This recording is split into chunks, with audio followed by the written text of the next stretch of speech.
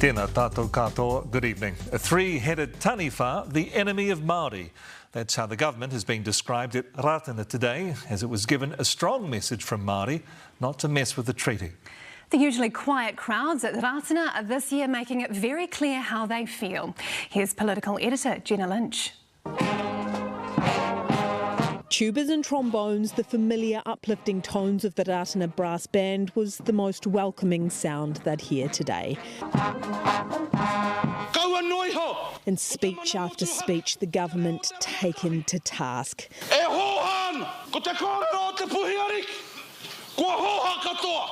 Labelled a three-headed taniwha.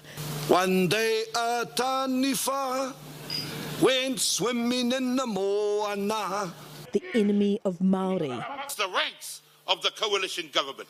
Sending a crystal clear message. Don't touch the treaty. The tiriti o Waitangi is sacrosanct in our view.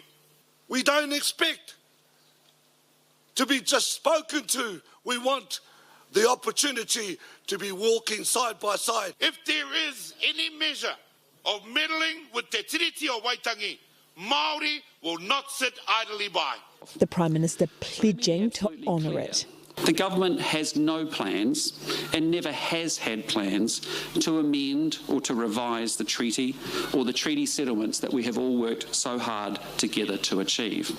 The government will honour the treaty. While his coalition partners scolded the speakers for bringing politics onto this pie. Haere mai ki Waitangi. Saying Waitangi was the place for this conversation. I love debate. Come to Waitangi. I will see you there. Tēnā koutou katoa. The usually silent crowd. I may have achieved the distinction of being the first politician ever to be booed at Rātana. Making their voices heard. Well, face up to it. That's the way Māori are. Not blaming everybody else. Do you see that?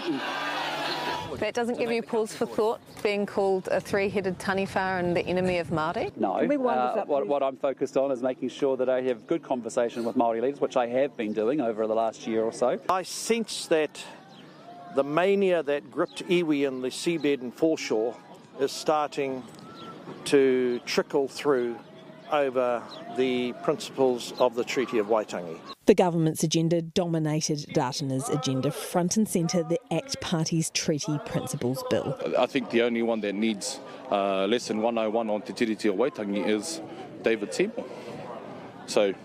But I mean, he's not here to listen to the cries of the people. National and New Zealand First have agreed to support the bill through a first reading in Parliament to be debated by the public at Select Committee. But that's where it ends. Categorically, can you rule out supporting the Treaty's Principles Bill past first reading? Well, look, I've been really clear about it. As a coalition government, we don't have a commitment beyond first reading, and as you know, as a national party, we've had a long-standing position that we have no intention and no commitment to progressing a referendum. So it's pretty straightforward for us. Nothing novice day. Is there any scenario that you would support it past the first reading? For goodness sake, I'm not wasting my time. Dead legislation walking, but its architect will not back down. They've said that they have no commitment to go further. They've also never ruled out going further, so that's good enough for me. Holding out hope as his bill creates fear. Jenna's with us now. Kia ora, Jenna. If the government got this reception at Rātana, what's Waitangi going to be like? Yeah, Rātana is traditionally quite a polite affair, a polite audience. Those boos for Shane Jones and Winston Peters were well outside the norm, and one can only imagine the reception that David Seymour would have got if he had shown up today. If that's any indication of what is to come at Waitangi, the more traditional home of debate and protest, then the government is in for a right dressing down when it heads north in just under a couple of weeks' time. Christopher Luxon's language around that treaty principles bill needs to be refined. He needs to communicate clearly either why he is not categorically ruling out supporting it past that select committee process, or if not that, why he was even open to it in the first place if it was never going to result in a law change or referendum as the ACT Party intended it to. Letting it go through these stages just to be killed in the process could be seen seen as a total waste of Parliament's time. But not just that, it's sparking a heated, divisive debate for an unclear outcome. Political editor Jenna Lynch live from Rātana. Tēnā koe.